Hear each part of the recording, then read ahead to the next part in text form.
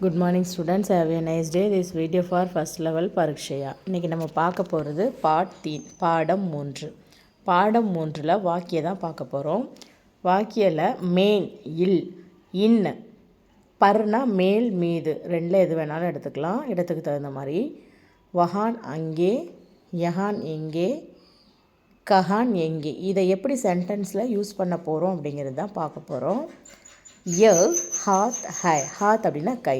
அப்போ யக் ஹாத் ஹை அப்படின்னா இது கை. ஹாத் மேன், இப்போ இந்த இடத்துல மெயின் அப்படிங்கிறது இல்லை குறிக்கும். இப்போ ஹாத் மேன் அப்படின்னா கையில். கியா ஹை, கையில் என்ன இருக்கின்றது. ஹாத் மேன் கையில். குச் நஹின் ஹை, நஹின் ஹை மத்தலப் இல்லை, குச் நஹின் ஹை மத்தலப் ஒன்றும் இல்லை, கையில் ஒன்றும் இல்லை. यह मैदान है, मैदान ग्राउंड, இது கிரவுண்டு.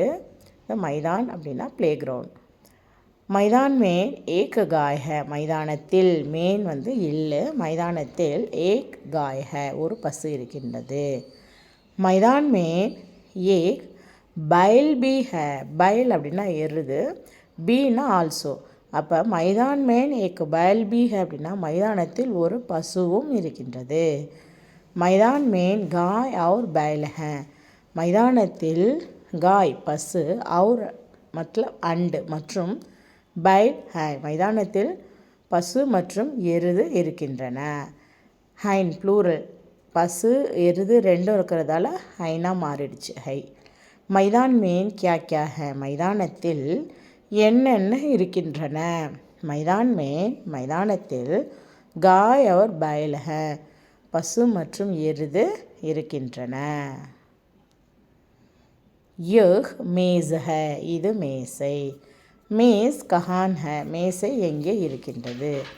மேஸ் ஜமீன் பர் ஹை, மேஸ் ஜமீன் பர் ஹை, மேசை ஜமீன் மத்தலப் தரை, தரையின் மீது இருக்கின்றது. ஜமீன் பர் கியா ஹை, தரையின் மீது என்ன இருக்கின்றது. ஜமீன் பர் மேஸ் ஹை, தரையின் மீது மேசை இருக்கின்றது. धन्यवाद.